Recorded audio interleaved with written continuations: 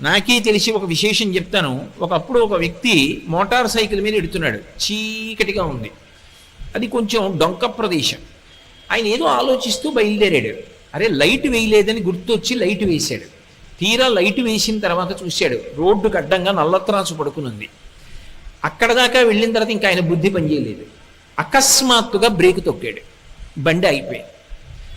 నల్లత్రాసు అటు వెళ్ళిపోకుండా ఇలా వెనక్కి వచ్చింది, వెనక్కి వచ్చి పడగ విప్పింది. మోటార్ సైకిల్ మీద ఉన్నవాడు రెండు కాళ్ళు దాని మీద పెట్టడుగా, ఎప్పుడైతే ఆగిందో ఎడంకాలు కింద పెట్టాడు. ఎడంకాలు కింద పెట్టి బండి ఆపాడు.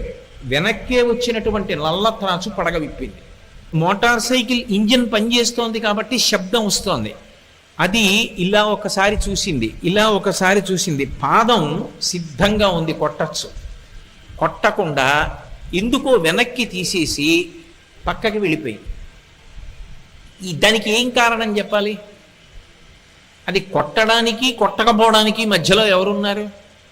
అప్పుడు ఆ వ్యక్తి చదువుకున్నటువంటి విద్యార్హతలు తీసుకురాగలడా, లేకపోతే నాకు బ్యాంకులో ఇంత డబ్బు ఉందని తీసుకొచ్చి చూపిస్తాడా, నాకు ఇంత పరివారం ఉందని చూపిస్తాడా, నాకు ఇంత సరస్వతీ కటాక్షం ఉందని చూపిస్తాడా?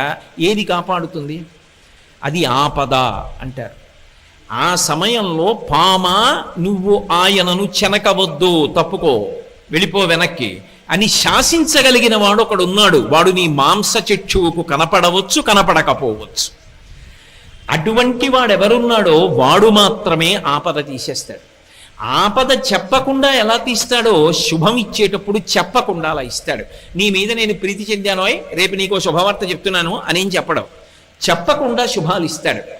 అలా శుభాలు ఇవ్వడం తప్ప అశుభం చెయ్యడం చేత కాని వాడెవరో ఆయన్ని శివ అని పిలుస్తాడు.